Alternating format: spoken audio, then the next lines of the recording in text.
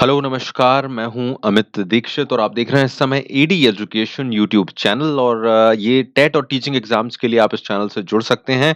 Free lectures और classes आपको यहाँ पर मिल जाएँगी। आप अभी जो देख रहे हैं वो है सीटैट काट के लिए स्पेशल टारगेट सीरीज़, जहाँ पर टारगेट सीटैट सीरीज़ में हम लोग जो प्रीवियस ईयर के क्वेश्चन्स हैं, यानी कि पूर्व वर्षों के जो प्रश्न हैं, उनको सॉल्व कर रहे हैं, उनको समझ रहे हैं, एक्सप्लेन किया जा रहा है आपको, जिससे आप पुराने पेपर्स जो हैं उनके क्वेश्चंस को करके एक स्ट्रैटेजी से सीटैट को क्लियर कर सकें।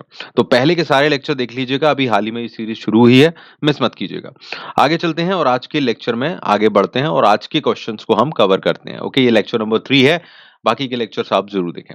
सो स्टार्ट करते हैं जो हमारा आज का क्वेश्चन है, पहला आज का प्रश्न, एक शिक्षिका अपने शिक्षार्थियों की विभिन्न अधिगम शैलियों को संतुष्ट करने के लिए वैविध्यपूर्ण कार्यों का उपयोग करती है। वह डैश से प्रभावित है। 4 ऑप्शन है, पियाजे के संज्ञानात्मक विकास से, कोहलबर्ग के नैतिक विकास के सिद्धांत से, गार्डनर के बहुबुद्धि सिद्धांत से या फिर वाइगोत्स्की के सामाजिक सांस्कृतिक सिद्धांत से। सो इसके लिए आपको देखो चारों जो सिद्धांत है उसकी नॉलेज होना पड़ेगी, क्योंकि अगर आपको वो पता ही नहीं है तो आप इस क्वेश्चन को सॉल्व नहीं कर पाओगे। हालाँकि थोड़ा कॉमन सेंस हम लगा सकते हैं अगर हम पर उसके लिए भी पढ़ना ज़रूरी होगा। अब यहाँ पर जो क्वेश्चन में पूछा गया है कि अधिगम शैलियों को संतुष्ट करने के लिए वैविध्यपूर्ण यानी कि विभिन्न-विभिन्न प्रकार की अ, विधियों को अपनाते हैं एक तरह से जो बच्चों की सीखने की जो तरीके हैं अलग-अलग, उनको सैटिस्फाई करने के लिए क्योंकि हर बच्चा अलग तरीके से सीखता है, कई तरह के डिफरेंट डिफरेंट टेक्निक्स का इस्तेमाल किया जाता है। तो वो शिक्षिका जो है वो ये काम कर रही है, तो वो किस सिद्धांत को अप्लाई कर रही है? तो आंसर इसका होगा गार्डनर का बहुबुद्धि सिद्धांत। ओके, सीटेट 2012 में पूछा गया था ये।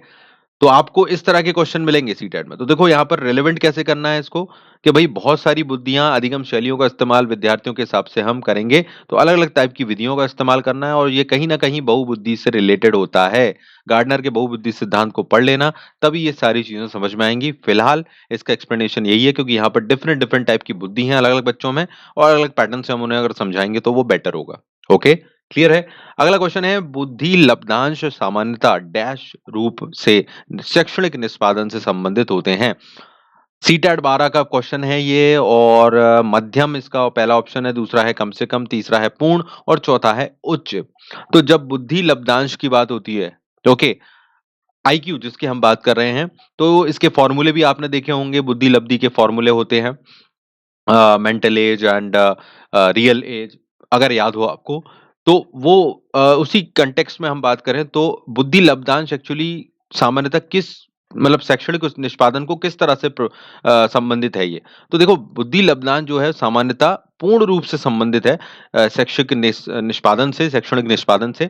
अब ये शैक्षणिक निष्पादन का मतलब ये है कि जो कुछ बच्चे की परफॉर्मेंस है, अगर साधारण शब्दों में मैं आपसे कहूँ, बच्चों ने जो कुछ किया है अलग-अलग तरीके से हम टेस्ट के ज़रिए और बहुत सारे पैटर्न्स के ज़रिए उसको मानकीकृत तरीके से हम आइडेंटिफ़ाई करते हैं, उसकी चीज़ों को निकालते हैं। उसका मकसद ये होता है कि बच्चे ने कितना सीखा, कितनी शिक्षा उसको मिली, शैक्षणिक निष्पादन क्या है, वो पूर्ण रूप से बुद्धि लब्धांश के ज़रिए निकालने की कोशिश की जाती है। इसके फ़ॉर्मूले भी हैं, आपको पता होगा और बुद्धि लब्धि कहीं न कहीं यही दर्शाती है जो कि आईक्यू से रिलेटेड है। ओके, सो ये बात समझ में आ गई, इस तरह से समझते चलिए, आपको और कहीं समझने इस तरह से नहीं मिलेगा। ओके, आगे चलते हैं बहुबुद्धि सिद्धांत निम्नलिखित में से निहितार्थ देता है सिवाय। ओके, तो 28 का आंसर था 3 इससे पहले वाले क्वेश्चन का और इसका आंसर को अब हम देखेंगे। तो बहुबुद्धि सिद्धांत निम्नलिखित निहितार्थ देता है सिवाय इनमें से बहुबुद्धि सिद्धांत किसे छोड़कर बाकी सभी बातें बहुबुद्धि सिद्धांत से जुड़ी हुई हैं? 2012 का प्रश्न है ये।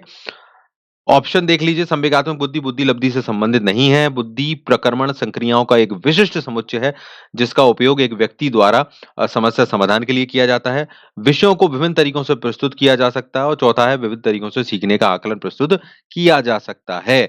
बड़ा ही डिस्क्रिप्टिव क्वेश्चन है, ऐसे क्वेश्चन्स में आप लोगों का दिमाग काम नहीं करता है, बिकॉज़ आप लोग जो लिखा गया है वो समझ नहीं पाते। बड़ी हेवी हिंदी यूज़ होती है सीटेट के पेपर में, तो बड़ा मुश्किल हो जाता है कई बार समझना। तो आंसर इसका मैं बता देता हूँ, सीधा-सीधा आंसर है, विषयों को विभिन्न तरीके से प्रस्तुत करना किया जा सकता है। तो ये बहुबुद्धि सिद्धांत से एक्चुअली रिलेटेड नहीं है, मतलब अगर हम देखें बाकी तीनों सेंटेंसेस को, तो बाकी तीनों सेंटेंसेस एग्ज़ैक्टली कहीं न कहीं किसी न किसी रूप में जुड़ते हैं। आप देखो बुद्धि से रिलेटेड ही बात की जा रही है उनमें। लेकिन इसमें ये इनसे थोड़ा डिफरेंट है।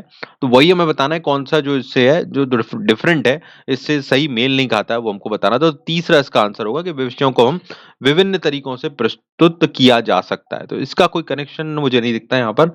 बाकी अगर घुमा-फिरा के जोड़ेंगे तो जुड़ जाएगा, लेकिन अगर रियल-रियल में जोड़ें तो 3 तो सेंटेंस सही लग रहे हैं। लेकिन ये बीच वाला जो है थर्ड नंबर का, वो थोड़ा-सा इससे दूर लगता है, तो तीसरा आंसर होगा इसका, ओके? अगर आपको किसी भी आंसर में कन्फ्यूज़न है तो मुझे कमेंट करके बताइएगा, हम इस बात पे बात कर सकते हैं डेफ़िनिटली, ओके? अगला प्रश्न है 16 वर्षीय बच्चा बुद्धि-लब्धि परीक्षण में 75 अंक प्राप्त करता है, उसकी मानसिक आयु हमें बतानी है। तो इसका मैंने बताया कि फ़ॉर्मूला होता है आईक्यू का मेंटल एज अपॉन वास्तविक उम्र, है ना? और इंटू 100 ये फ़ॉर्मूला आप लगाओगे, तो उस फ़ॉर्मूले में फिट करने के बाद 75 इंटू 16 अपॉन 100 हो जाएगा, ओके? तो उससे हमारी जो आंसर आएगा वो होगा 12। तो इसको सीधा-सीधा फ़ॉर्मूले में फिट करना है, फ़ॉर्मूला याद कर लेना। तो ये क्वेश्चन सीधा आंसर मतलब आपको फ्री का नंबर मिल जाएँगे, एक तरह से ज़्यादा दिक्कत नहीं है। ओके, अगला क्वेश्चन है डैश के अतिरिक्त बुद्धि के निम्नलिखित पक्षों को स्टर्नबर्ग के त्रितंत्र सिद्धांत में संबोधित किया गया है। तो आंसर है यहाँ पर स्टर्नबर्ग का जो त्रितंत्र का सिद्धांत था, उसके बारे में ये क्वेश्चन है और इसमें स्टर्नबर्ग के त्रितंत्र सिद्धांत में संदर्भगत, अवयवभूत, सामाजिक और आनुभाविक ये 4 ऑप्शन में से आपको बताना है कौन-सा ऐसा पक्ष है जिसको उन्होंने टच नहीं किया है। तो इसके लिए आपको स्टर्नबर्ग को पढ़ना पड़ेगा, वो मैं आपको यहाँ नहीं पढ़ा सकता। अलग से हमने लेक्चर लिए हैं उसके, तो आप चैनल पे देख सकते हैं, नहीं तो आप कमेंट कर सकते हैं, मैं इसका लेक्चर आपको दे दूँगा। तो आंसर इसका होगा थर्ड, सामाजिक बात पर इन्होंने एक्चुअली में ज़्यादा ये जो एलिमेंट है वो इनके सिद्धांत में नहीं था और बाकी तीनों जो थे वो थे। तो अब ये तीनों क्या हैं वो आपको समझना पड़ेगा। फिलहाल मैंने आंसर बता दिया है। ओके? तो जाकर अगर नहीं पढ़ा हो तो तुरंत कवर कर लीजिएगा, बहुत इंपॉर्टेंट क्वेश्चन है। ओके, ये क्लियर हो गया। अब कुछ और क्वेश्चन देख लेते हैं यहाँ पर लेट मी सी। ओके, अगला क्वेश्चन है यहाँ पर इनमें से कौन-सा त्रितंत्रीय सिद्धांत में व्यावहारिक बुद्धि का अभिप्राय नहीं है? अब यहाँ पर हमसे इस क्वेश्चन में पूछा गया है कि व्यावहारिक बुद्धि का अभिप्राय इनमें से कौन-सा नहीं है? पर्यावरण का पुनर्निर्माण, अपने विषय में व्यावहारिक रूप से विचार करना, इस प्रकार के पर्यावरण का चयन करना जिसमें आप सफल हों, पर्यावरण के साथ अनुकूलन करना। तो देखो तीनों चीज़ें जो पर्यावरण से जुड़ रही हैं, it is all related to behavioural intelligence, okay? बाकी इसमें जो आंसर सही होगा इसका मैं बता देता हूँ। केवल अपने विषय में व्यावहारिक रूप से विचार करना। तो अगर हम त्रियतंत्री सिद्धांत में व्यावहारिक बुद्धि की बात कर रहे हैं, तो ये सब कुछ जो पर्यावरण की बात की जा रही है ना, पर्यावरण का पुनर्निर्माण करना, पर्यावरण का चयन करना जिसमें आप सफल हो सकें, पर्यावरण के साथ अनुकूल करना मतलब बेसिकली अपने एनवायरनमेंट से, अपने जिस माहौल में आप हो उससे एजुकेशन लेना, उससे ज्ञान लेना, व्यावहारिक रूप से सीखना, ये उसको दर्शाता है। बस ये जो आंसर है वो थोड़ा-सा अलग है। तो इसलिए हम इसको लेकर चलेंगे। सी-टेट में बड़े क्लोज़ आंसर्स होते हैं, तो इसीलिए लोग गड़बड़ कर देते हैं कि समझना मुश्किल हो जाता है, तो जो थोड़ा-सा जो डिफरेंस है वो हमको पकड़ना पड़ता है। आ गई समझ में बात? तो इसका आंसर है अपने सेकंड जो केवल अपने विषय में व्यावहारिक रूप से विचार करना, ऐसा नहीं है, ओके? सेकंड हो गया इसका आंसर। अगला है कक्षा में अध्यापक ने राघव नाम का जो बच्चा है उससे कहा अपनी कक्षा में अपने कीबोर्ड पर स्वयं द्वारा तैयार किया गया मधुर संगीत बजाते हुए देखा। तो कक्षा अध्यापक ने विचार किया कि रागम में किस तरह की बुद्धि उच्च स्तरीय है। अब ये बहुत आसान क्वेश्चन है, मैंने सिर्फ इसको इसलिए लिया है 2015 में पूछा गया था कि ऐसे भी क्वेश्चन आ जाते हैं जिनमें आप ज़्यादा दिमाग ना लगाएँ।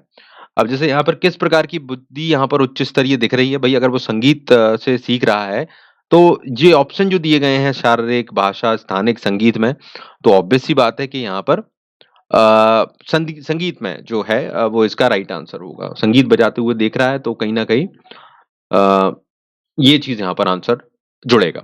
ओके? अगला क्वेश्चन देख लेते हैं। अगला क्वेश्चन है आउट ऑफ द बॉक्स चिंतन किससे संबंधित है? Out of the box thinking के बारे में आपने सुना होगा, लेकिन यहाँ जो ऑप्शन है वो आपको कन्फ्यूज़ करेंगे। अनुकूलन चिंतन पहला ऑप्शन है, दूसरा है स्मृति आधारित चिंतन, तीसरा है अपसारी और अभिसारी।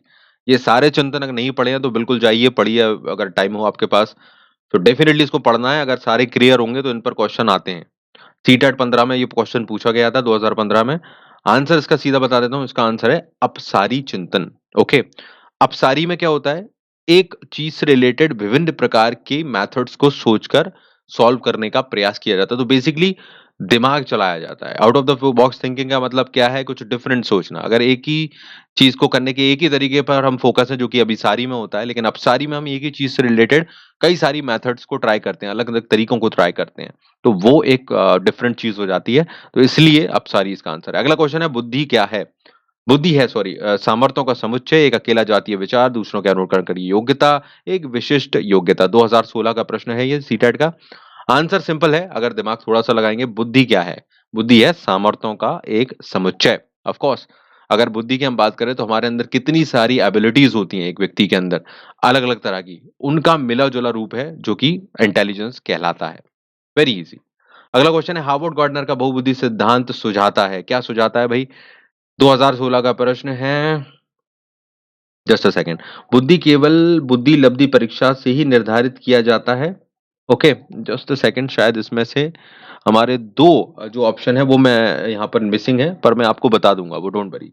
तो हार्वर्ड गार्डनर का बहुबुद्धि सिद्धांत सुझाता है कि बुद्धि को केवल बुद्धि लब्धि परीक्षा से ही निर्धारित किया जाता है। पहला ऑप्शन है। दूसरा है शिक्षक को चाहिए कि विषय वस्तु को केवल वैकल्पिक विधियों से पढ़ाने के लिए बहुबुद्धियों को एक रूपरेखा की तरह ग्रहण किया जाए। अब जो 2 ऑप्शन छूट गए हैं मैं बता देता हूँ। तीसरा ऑप्शन है यहाँ पर क्षमता भाग्य है और एक अवधि के भीतर नहीं बदलती। ये तीसरा ऑप्शन है, क्षमता भाग्य है और एक अवधि के भीतर नहीं बदलती। और चौथा है यहाँ पर जो ऑप्शन वो है हर बच्चे को प्रत्येक विषय 8 भिन्न-भिन्न तरीकों से पढ़ाया जाना चाहिए ताकि सभी बुद्धियाँ विकसित हों। तो ये चारों ऑप्शन आपको मैंने बता दिए। आंसर सीधा बता देता हूँ इसका आंसर। दूसरा इसका आंसर है सेकंड नंबर का शिक्षक को चाहिए कि विषय वस्तु को वैकल्पिक विधियों से पढ़ाने के लिए बहुबुद्धियों को एक रूपरेखा के रूप में ग्रहण करे। तो हार्वर्ड गार्डनर ने जो कहा था वो ये था कि बच्चे को जब हम सिखा रहे हैं तो डिफरेंट डिफरेंट मेथड से आप समझाइए। बिकॉज़ ऐसा इसलिए करना चाहिए क्योंकि इसको इस तरह से लो कि जो बच्चे हैं वो अलग-अलग तरीकों से सीखते हैं और उनका जो अलग-अलग तरीके से सीखना है, वो उनकी जो अलग-अलग तरह की बुद्धि है, उसको एक इनपुट की तरह लो और आप ये देखो कि उसकी बुद्धि के अनुसार मैं उसके लिए किस तरह की तकनीक अपनाऊँ, इस तरह के बच्चों पर कौन-सी तरीके बेस्ट रहेंगे और उन तरीकों को बदलता रहूँ तो हम सिखा सकते हैं। सो बात समझ में आ गई, प्रैक्टिकली मैंने हर चीज़ को एक्सप्लेन कर दिया है। आई एम श्योर आपको लाइक शेयर करना अगर आप चाहेंगे तो ज़रूर करेंगे, अगर आपको पसंद आएँगे मैं पूरी कोशिश कर रहा हूँ अपनी तरफ से फ्री एजुकेशन के साथ आपको हेल्प करने की। तो प्लीज़ इसको मोटिवेट कीजिए और आप लोग दूसरों को भी इस तरह से मोटिवेट कर सकते हैं लाइक शेयर करके और लोगों तक पहुँचा के। तो अगले लेक्चर में मिलते हैं, फिलहाल इस लेक्चर में इतना ही। लाइक शेयर करके चैनल को सब्सक्राइब करके बेल बटन दबाइए, घंटी का बटन, आगे के हर लेक्चर के अपडेट्स के लिए। Thank you, take care.